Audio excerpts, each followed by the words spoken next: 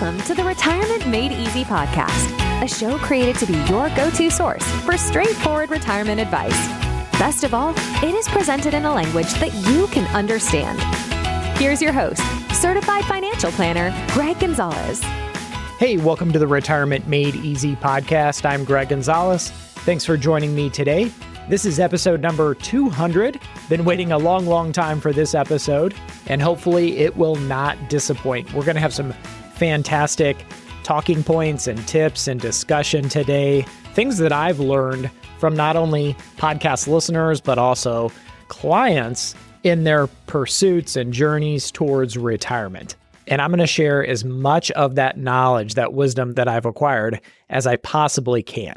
So this being a special episode number 200, these are going to be topics that a lot of people avoid talking about, they push off, they really don't consider, and if they're married, maybe it's a discussion they don't have with their spouse as they're preparing for retirement.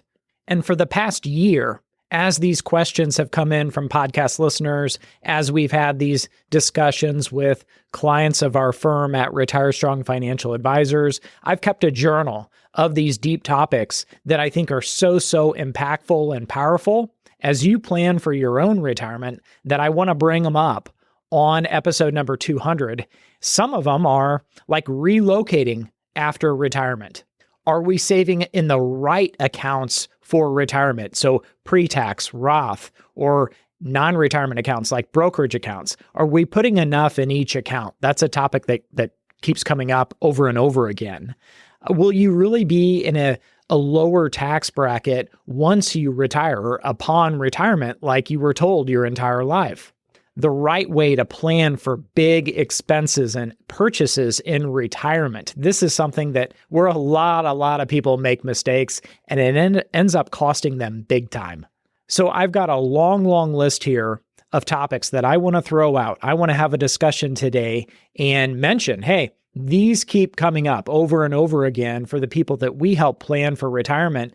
They may not all apply to your situation, but I think it is well worth your time to start planning and asking yourself, hey, how's this going to apply to me? Or, hey, maybe that's a topic that I haven't put enough time into planning for. Or maybe I need to speak with my spouse and my family about that. Or maybe there's a topic that you think, gosh, that's something I didn't even consider. And that will definitely impact me and my retirement. So that's going to be today's episode number 200. This is the last couple of years I've been keeping this journal, and these are the highlights of the last 2 years from discussions with podcast listeners and current clients of our firm, because these topics, these questions that we're going to talk about on today's episode are extremely important to the success of your retirement. I cannot stress that enough. So before we get into all that, if you're a new listener to the podcast, welcome to the Retirement Made Easy podcast. I welcome you to visit our website, retirestrongfa.com. There's a link in the show notes. You can click on that. We have a ton of different resources. We're going to be adding more in the new year in 2026. But please download all of our free resources that are available underneath the resources tab, like our Social Security guide, our tax planning guide, our budgeting guide, my retirement secret sauce, women's guide to retirement. It is all there. And a big thank you to all the listeners that have reached out, that have scheduled an introductory meeting with us at Retire Strong and our team to see if we might be a good fit to help you plan for your retirement. Thank you. I think I counted podcast listeners from 15 different states this past year. So just so awesome that we're able to reach so many people. And if you haven't already and you're interested in having a discussion about your retirement, there's a form there on the website that you can kind of fill out, tell us a little bit about yourself, and our client relationship manager, Cheryl, will reach out to you to schedule a phone or a Zoom meeting. All right, let's jump into today's episode. I'm just going to jump from topic to topic, and you can sit back and enjoy. One of the themes, one of the questions that has come up over and over again is relocating upon retirement. And there's no good answer to this, but I want to talk about just this in a conversation style of the considerations that need to go into this. So what I hear from people most of all is where they're going to relocate. So typically they're looking for a warmer climate. Most often they're looking for maybe a more tax-friendly state to move to. A lot of people are, they want to downsize because maybe their home's too big now that they're empty nesters.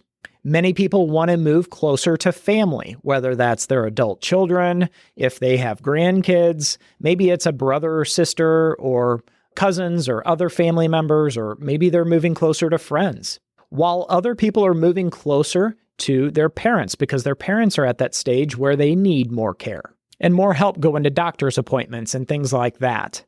Oftentimes we'll hear from people that they want to move to a house that's a one level. Maybe it's they know that, hey, we're going to be getting older, and if we're there, those stairs are not going to be more friendly to us as we get older and older and older. So maybe we're looking for a one-story ranch-style home.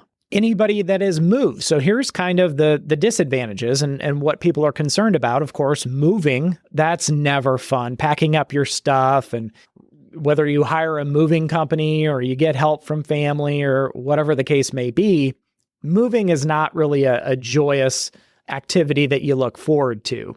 The other thing is where you move. So if you move closer to your adult children, are they going to stay put or are they going to relocate and for maybe a job opportunity or something like that? And then you moving closer to them was a bad idea. We've had that happen a couple times. We've heard of that. It's fairly common. So that's something to think about. If you're going to move closer to your kids, grandkids, or whomever, are they going to stay put there? Is that a long-term location for them? Or is there a chance that they're going to pack up and move somewhere else and then you might have to follow? You've sort of got to consider kind of where you're at and where they are at, your loved ones. The other thing to consider is maybe your parents are in good health now, but what about in the future? As we get older and our health declines, what's that going to look like? And a lot of times, if you've got parents that are still living, if you've got adult children, you're pulled in different directions. I get it. And some people that have grandkids, they're pulled in maybe 3 directions, trying to help out with the grandkids, help out with the kids, and then help out with mom or dad, or maybe it's an aunt or uncle. And the other thing to consider is when you move. So, for example, if you're packing up to move closer to kids and grandkids, in my opinion, someone that has young children, I think the time to do that is when you're younger, especially if your grandkids are very, very young. That's when your kids need the help with those grandkids. If your grandkids are teenagers and you wait too long, they're going to be involved with extracurricular activities like sports and things like that. And by that point, they might be so packed with their own schedules that you might not see a whole lot of them. And maybe the time to move is when you're still physically in pretty good shape, as opposed to waiting until later on in life when maybe your health isn't as good. And the difficult point of that is you don't know what your health is going to be exactly in the future. Nobody has a crystal ball. But I have heard people that said, gosh, we should have moved here 5 or 10 years ago, and you just don't get that time back. So I just am pointing out relocating upon retirement is a major, major decision, and some people decide just to stay put. But certainly it wears on people's minds, and a lot of thought needs to go into this. A lot of planning needs to go into this. Because certainly there's people that upon retirement, they'll relocate, and maybe there's some things they would have done differently, and they ended up regretting that move. Okay, next topic, and this is something that you've got to have a conversation with your spouse if you're married, your family, your friends, about what your goals are. But there are people out there that they have different goals for retirement. One of those is very important, and they're thinking about legacy planning. And they would rather sacrifice their lifestyle in retirement in order for a larger inheritance to be left to their heirs. Now, that might not sound very appealing to you. That might not be your goal at all, but everybody's situation is different. Everybody's family is different. Maybe someone never received an inheritance that they are still heartbroken over, and they want to make sure that their kids or loved ones do have something. And that's kind of a primary focal point to their planning. Remember, our goals drive our decision making and all the strategies that we come up with to make the goals have the highest probability of success. If you put blinders over your goals, the decisions that you make won't align, and that's going to be a big problem. Now, one thing I'll bring up is a lot of times, if you're looking at a married couple, sometimes each spouse will have different views on what a reasonable inheritance that they're planning for one day or legacy that they want to leave their kids, their grandkids, their friends, their family, their church. For example, they might have different philanthropic goals. And sometimes those conversations are avoided, in my experience, based on speaking with so many couples, because nobody wants to rock the boat. They don't want to get into an argument over something and their wishes differing. But it's a discussion that certainly needs to be had. Certainly compromise is needed in a lot of scenarios. And along those same lines, we are seeing more and more and more people that haven't had a proper estate plan put in place. So maybe they're missing a will or powers of attorney, or maybe a trust is needed, but it's never been put into place. If you're missing those documents, just from my experience, my entire career working with families, helping them plan for a successful retirement, when those documents aren't in place, and oftentimes maybe their parents don't have those documents in place, it can turn into a nightmare. If you know anything about the probate courts or dealing with these estate attorneys and how much they charge literally by the hour, it gets very, very expensive. It gets exhausting, and it's not something that you're going to want to put your family through. I was actually the executor for a family member, and everything was as smooth as could be. But honestly, in my experience with that, it's not fun. I have a pastor as a client, a retired pastor as a client, and he said he has seen more families torn apart because there was a death and there was an estate and the inheritance was argued about and fought over. And he says it is just heartbreaking. And a lot of the times those documents were not in place. So from the bottom of my heart, if you're a listener, that is something, maybe you make that a New Year's resolution that we're going to get those documents in place, and then we don't have to worry about them anymore. And I'll tell you this, it's not something that's fun.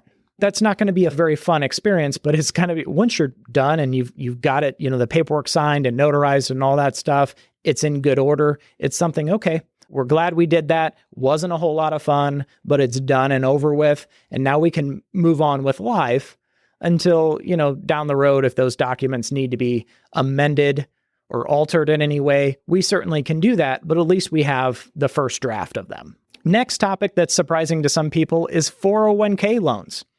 A lot of people don't even know or don't remember that, hey, they took out that loan on their 401k to put in the deck or whatever they use the money for. When you retire, it's something that, hey, if you retire with a loan balance on your 401k, you need to understand the implications, because we find that a lot of people are unpleasantly surprised with the tax implications, and there could be a 10% penalty depending on your age.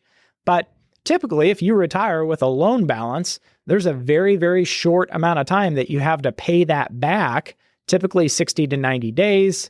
Check with your 401k provider, or that becomes a taxable distribution at that time. Could be a 10% penalty depending on your situation. And for example, when we're reviewing somebody's 401k statement, that's something that we're looking for at our firm. Is there a 401k loan balance? What does the match look like on this thing? What are contributions looking like every paycheck or year to date, so to speak? And certainly other things like, what is the percentage that this person is contributing to their pre-tax 401k or their Roth 401k, or maybe there's an after-tax bucket that they're contributing to? And that's a question that keeps coming up over and over again. That topic is, should I be putting my retirement savings into Roth pre-tax or like an after-tax brokerage account? This keeps coming up over and over again, is people are very, very indecisive. They don't know. They're concerned about doing the wrong thing. And really, it doesn't matter what's right for someone else based on their situation and what's best for them. It matters what's best for you in your situation today. So should you be maxing out the Roth 401k? Maybe, maybe not. And oftentimes after reviewing somebody's situation, we'll report back to them, hey, you really would be better off based on our analysis of your situation and looking at the big picture here, contributing more to the pre-tax bucket or more to the Roth bucket, or maybe more to the after-tax, the non-retirement bucket. And that might be different year to year. For example, if you had a lower income year, or if you changed jobs, or there was a layoff, you got a big severance, and then you got another job. So that's something for all listeners. If you're saving for retirement inside of a pre-tax account, a Roth account, or an after-tax account, figure out, is this really the best option for me? Should I be splitting the money up into multiple different accounts, or kind of earmarking more funds to the pre-tax, the Roth, or the after-tax bucket, depending on my situation? What's really best for me? Am I doing the right thing here? Or should I make some modifications? And then understand why. Ask why. I think that's reasonable. And don't say, well, because my brother-in-law said so. That just doesn't cut it. Next topic that I wanted to bring up was the taxes you're going to pay in retirement. For a lot of people, they were told, oh, once you retire, you're going to be in a lower tax situation. You're going to be in a lower tax bracket. It's one of the benefits of retirement is you won't pay as much in taxes. And I can honestly say that after reviewing dozens and dozens and dozens of people's tax situations in retirement based on the lifestyle that they have and the retirement income sources they have, in many situations, not all, but in many situations, people end up paying just as much taxes in retirement as they did when they were working. And of course, many times it depends on the state that you live in, because there's some states that are more advantageous to retirees than others when it comes to state income taxes, and even the cost of living. If you look at where some people will move to upon retirement, they might move to a state or a location that the cost of living is lower, and therefore they don't need as much to live on, and that impacts their overall taxes and the taxes that they pay throughout their lifetime in retirement. The one person that doesn't need as much income to live on in a lower cost of living environment is going to therefore have lower taxes if they need to draw less out of their IRA or 401k or other retirement accounts year in and year out. And the other thing that I'll mention is for those people that will have a pension in retirement, or maybe you're already receiving a pension, that income in most instances is taxable. And being that it's taxed as ordinary income, which is different than capital gains taxes. And then the other thing that I want to mention is, I think it's well worth mentioning, is no one has a crystal ball. We don't know where taxes are headed in the future. We can certainly sit here and speculate, and we can say, okay, this country is 37, 38, 39 trillion in debt. I've lost count at this point. But with that said, maybe it is reasonable to assume that taxes might go up in the future. But I don't know, you don't know, we don't know where taxes are headed in the future. So that's kind of one of those variables that's going to impact us and the planning that we do. But I think overall, as we're putting together a retirement income plan and trying to come up with a tax-efficient retirement income withdrawal strategy, I think overall people are, as a whole, I get the sense anyway, that they're overwhelmed with how much taxes that they're still going to pay in retirement when the paycheck goes away. When they look at, okay, the withdrawals I take from my 401k are taxed as ordinary income. The withdrawals I take from my IRA are taxed as ordinary income. Pension, taxed as ordinary income. Now, with the current tax code that we have, part of your Social Security will be tax-free, but that is determined by your other income sources. And of course, that is subject to change. But all we can do is plan with the information we have today.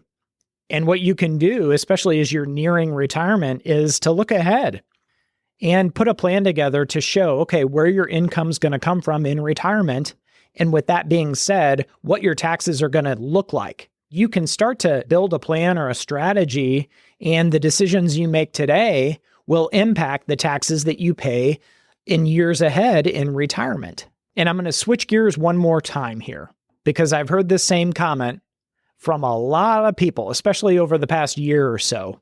They've said, the market has done well. And they're right. If you look back over the last 10 years, the US stock market especially has exceeded people's expectations, I will say. Overall, the last 10 years, the market did exceptionally well. Now, there were some dips and dives, of course. We went through a lot, especially this past year with the tariffs. In 2022, there was a big market dip, and there was high inflation. Then back in 2020, there was a period that was the COVID crash. We all remember that, but it was a fairly sharp, quick recovery. But aside from all that, the last 10 years, the market has done exceptionally well, and a lot of people expect it to continue.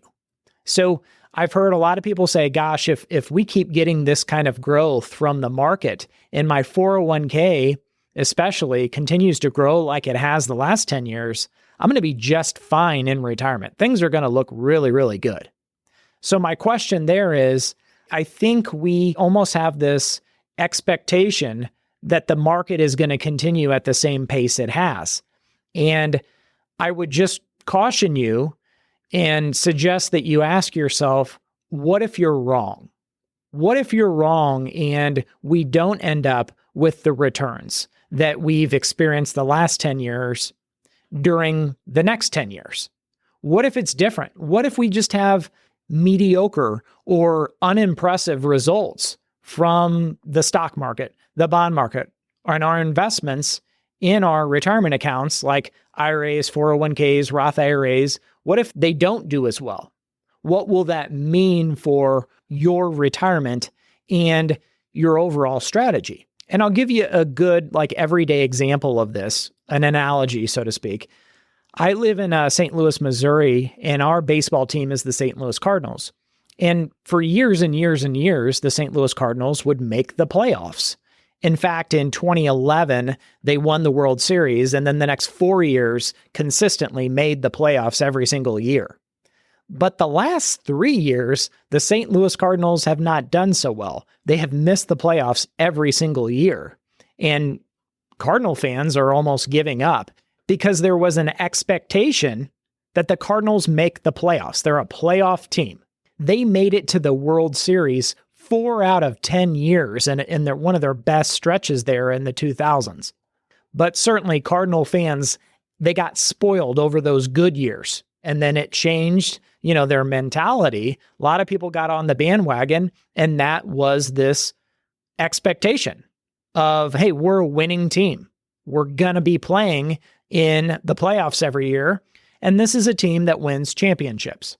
Again, the last 3 years, 2023, 24, and 25, there's been no playoffs.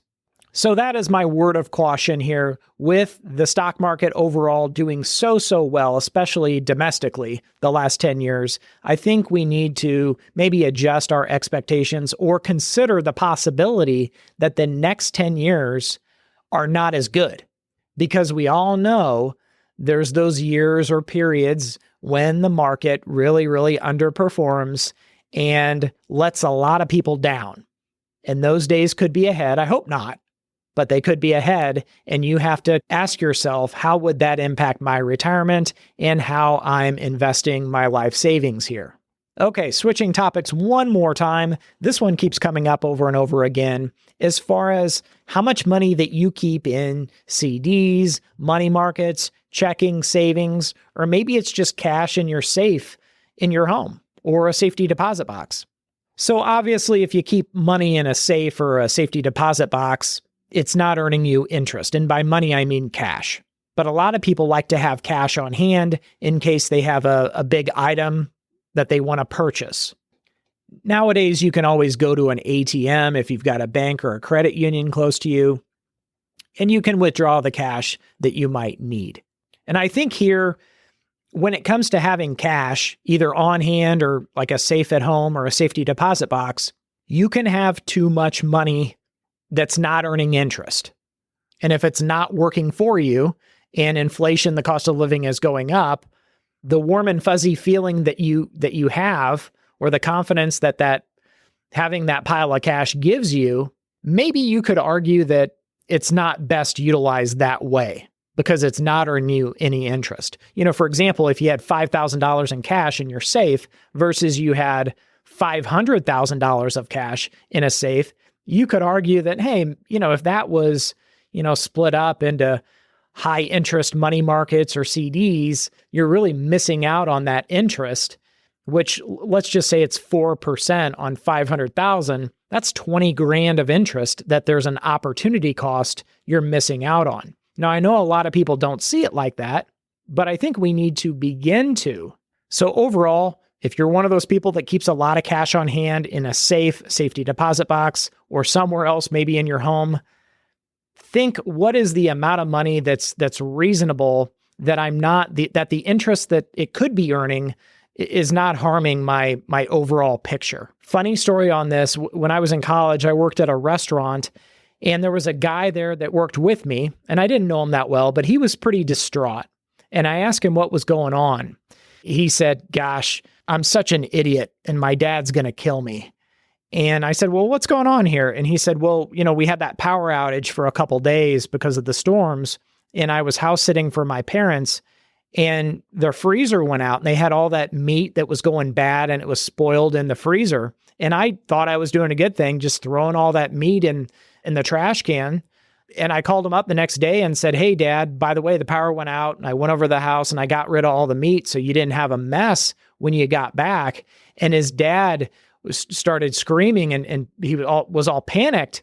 And he said, "You threw everything out in the freezer, go to the trash can." And he said, "Well, the garbage company already came and took everything."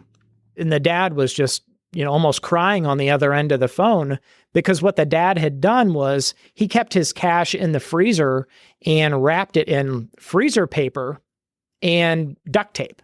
And there was $200,000 that was just in bundles of cash that his dad, because I guess he didn't trust banks with FDIC insurance, he wanted cash on hand. And I don't know what kind of business his dad was up to, but yeah, he ended up throwing $200,000 of cash away from his dad's house. But his dad never told him, "Hey, this is where I keep my cash, in the freezer." So just a crazy story. So if you're one of those people that keeps money in the freezer or the drywall or something like that, I would encourage you to get a safe. Now, the other thing with a lot of people having a lot of cash on hand, maybe they have money in money markets or CDs, savings accounts, checking accounts, things like that. I have, over the past few years, with interest rates being higher, a lot of people want to keep a lot of money safe where they can earn a pretty decent interest. The problem is right now, the Fed is cutting interest rates. As many of you have heard, they've cut rates twice already. More rate cuts are expected. So the interest that CDs and money markets and savings accounts and checking accounts are paying is all going down and down and down. So I think it's wise or reasonable to start to look at those as rates keep coming down. Hey, it was fun earning 5% on our CD, but now that we're only earning 3 or 2.5 or whatever the rate is, and the cost of living or inflation is around 3, are we really making any money here? Is this really the best use of those funds when maybe we're barely keeping up with inflation? Now, of course, I'm going to recommend having an adequate amount in an emergency fund that's liquid. We call it a rainy day fund, but not more than you need to. And over the past several years, what we've noticed is with interest rates being higher, a lot of people had more in a very, very safe vehicle like a CD, money market, just because interest rates were 4 or 5% or higher.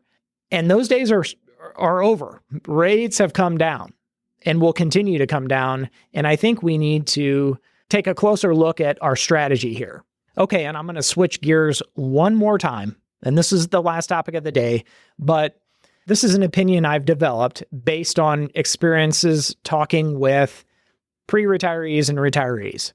In general, they could do a better job of planning for their health care and that coverage and how it's going to change after they retire. Don't wait until the last minute. Please don't wait until the last minute. For example, it took me a couple years to really understand Medicare. It constantly, every year, will change. So the different parts to Medicare and the coverage, they change. Just like, the Social Security rules will change over time. So some of my best advice is to get a good handle and start looking at, okay, how is our healthcare coverage going to be different in retirement? What are our options? What is covered? What is not? How is this going to be different than the health insurance that I had when I was working, maybe with your group healthcare coverage? Because it will be an adjustment. You might have to make changes, like maybe even if you're on certain prescriptions or where you get your prescription filled. That might have to be changed to save you money. And I'll give you a perfect example of this. This has been several months ago, but I had a client that was retiring and went through changes of healthcare coverage and was on a new prescription. And when she called and they told her, hey, this new prescription is going to cost you a lot of money here. It's going to be $1,800 for a 90-day prescription. Now, a lot of people would have just said, it's $1,800, just put it on the credit card. But I just happened to be talking to her that day. We made a phone call. We're working with a health insurance specialist. And then we looked into GoodRx, and she went that route and then went to the pharmacy to get it filled. And it was $11.87 with the GoodRx.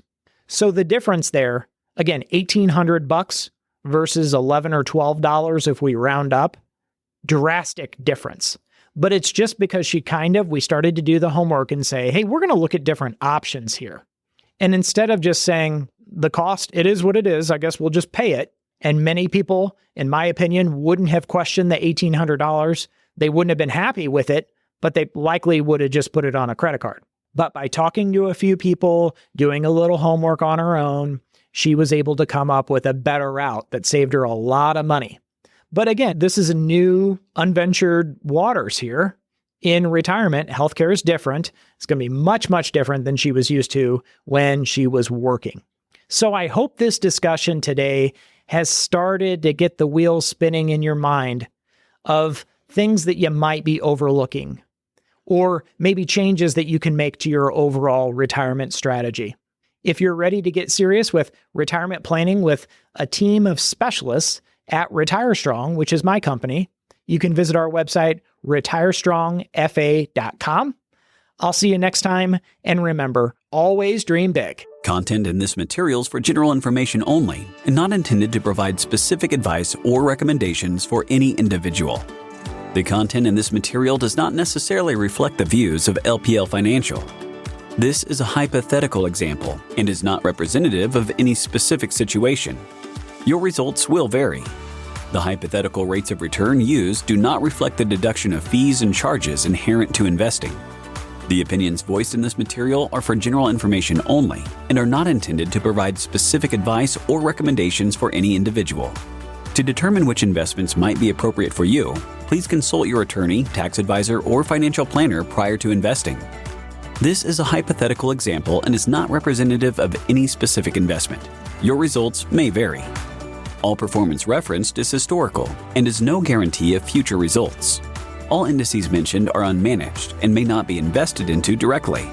There is no guarantee that a diversified portfolio will enhance your overall returns or outperform a non-diversified portfolio. Diversification does not protect completely against market risk. All investing involves risk, including loss of principal. No strategy assures success or protects against loss. Securities and advisory services offered through LPL Financial, a registered investment advisor, member FINRA SIPC. Traditional IRA account owners have considerations to make before performing a Roth IRA conversion. These primarily include income tax consequences on the converted amount in the year of conversion, withdrawal limitations from a Roth IRA, and income limitations for future contributions to a Roth IRA. In addition, if you are required to take a required minimum distribution, RMD, in the year you convert, you must do so before converting to a Roth IRA. This information is not intended to be a substitute for specific individualized tax advice. we suggest that you discuss your specific tax issues with a qualified tax advisor. Fixed and variable annuities are suitable for long-term investing, such as retirement investing. Gains from tax-deferred investments are taxed as ordinary income upon withdrawal. Guarantees are based on the claims-paying ability of the issuing company.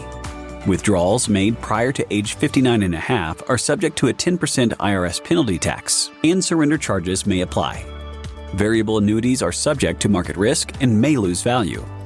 Riders are additional guarantee options that are available to an annuity or life insurance contract holder. While some riders are part of an existing contract, many others may carry additional fees, charges, and restrictions, and the policyholder should review their contract before purchasing. Traditional IRA account owners have considerations to make before performing a Roth IRA conversion. These primarily include income tax consequences on the converted amount in the year of conversion, withdrawal limitations from a Roth IRA, and income limitations for future contributions to a Roth IRA. In addition, if you are required to take a required minimum distribution, RMD, in the year you convert, you must do so before converting to a Roth IRA. This information is not intended to be a substitute for specific individualized tax advice. We suggest that you discuss your specific tax issues with a qualified tax advisor. Retire Strong Financial Advisors and LPL Financial are not endorsed by or affiliated with the United States Social Security Administration or any government agency. Retire Strong Financial Advisors and LPL Financial are not endorsed by or affiliated with the U.S. Centers for Medicare and Medicaid Services or any government agency. Thank you for listening to the show today. Check us out at our website, retirementmadeeasypodcast.com. And if you want some help from Greg, submit your questions at the bottom of the page or sign up for a 30-minute retirement coaching session with Greg. We'll see you next week.